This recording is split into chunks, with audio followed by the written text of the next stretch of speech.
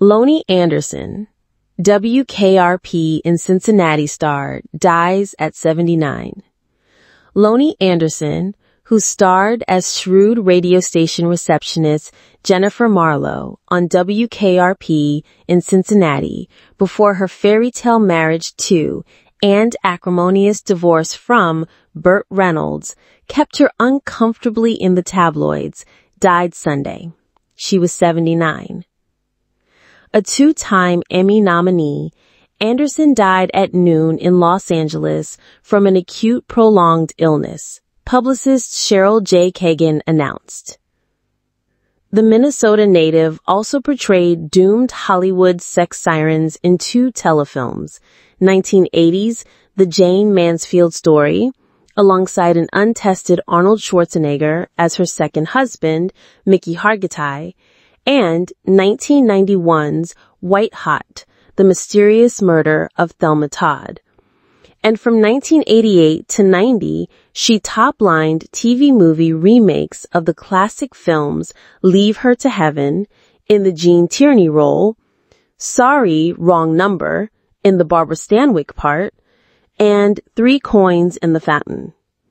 After appearing on such series as SWAT, Policewoman, Barnaby Jones, and Phyllis, and auditioning to play Chrissy Snow on Three's Company, Anderson in 1978 read for Jennifer on MTM Enterprises' WKRP in Cincinnati, created by Hugh Wilson. Loni liked the concept of the sitcom, but had a problem with her role, so I refused, she explained in a 2020 interview. I went in and sat on my little soapbox and said, I don't want to play this part because she's just here to deliver messages and is window dressing. Then Hugh said, well, how would you do it? He said, let's make her look like Lana Turner and be the smartest person in the room.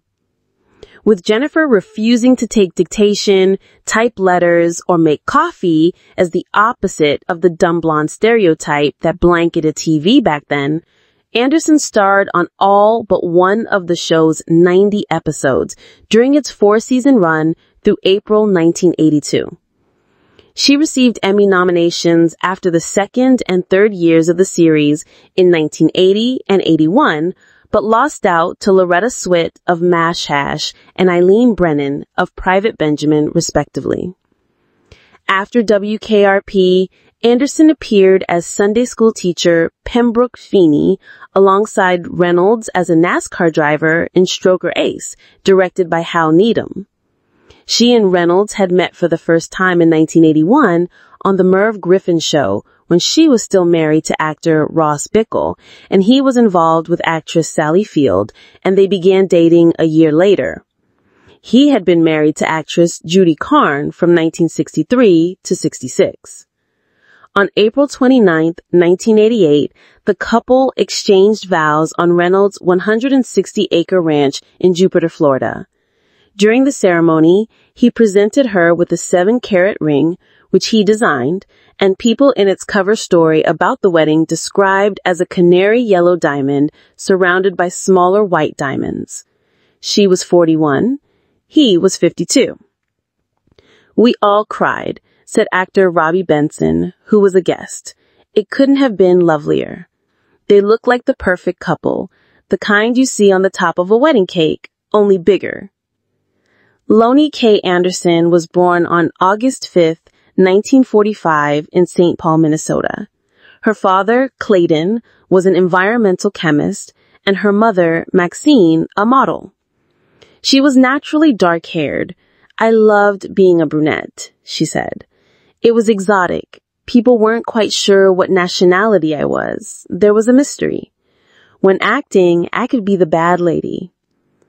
Anderson graduated from Alexander Ramsey Senior High School in Roseville in 1963 and finished runner-up in the 1964 Miss Minnesota pageant while an art student at the University of Minnesota.